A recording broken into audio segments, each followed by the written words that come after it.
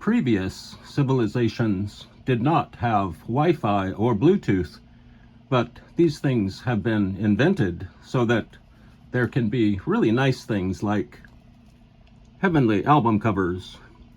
And we are going to go through about 6 album covers today, and maybe it's tonight. I think it's today though. And we're going to try to go through these albums very quickly, starting with this 1979 album. It's a full vinyl album by jazz legend Ornette Coleman, who played saxophone, and he also played a little bit of trumpet. He was a composer, a brave wanderer in the realm of jazz. He used something called harmolodics, which was a theory and a type of music theory that he invented. And this album is not only a jazz album, but it's kind of a funky jazz album. It's got a lot of rhythms going on. It's very danceable.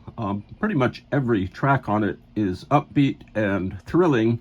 And this cover image was put together by Susan Bernstein, and she drew this and painted it.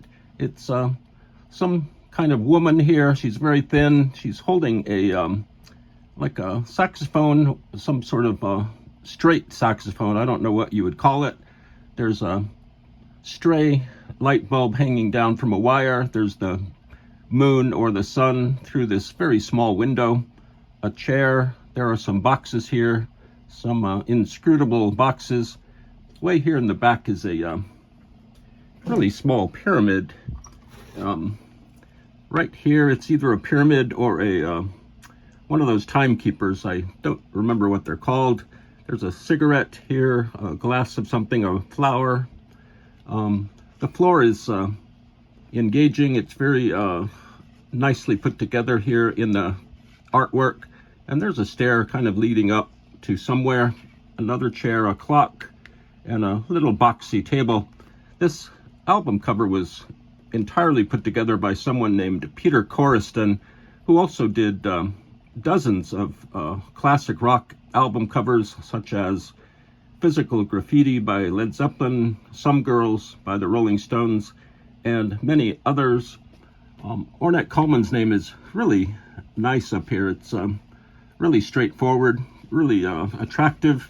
They stuck the title of the album here in very small red writing here.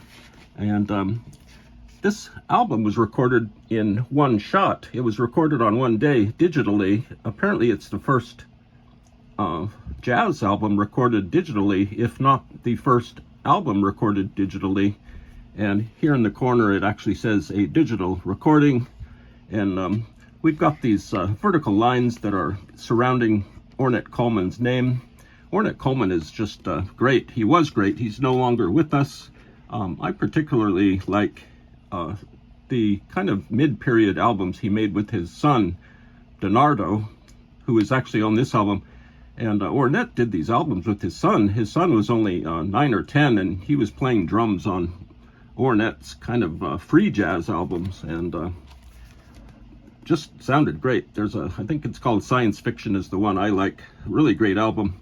And this album has a song called Times Square. If you do have a computer, you should try to find the video of this track when Ornette Coleman was on Saturday Night Live back in the early 80s, Times Square. It's a great performance. The band is really hot. And Ornette is here. He's playing alto sax. His son is playing drums, Charlie Ellerby guitar, Bern Nix guitar, Jamaluddin Takuma playing bass, and Calvin Weston drums.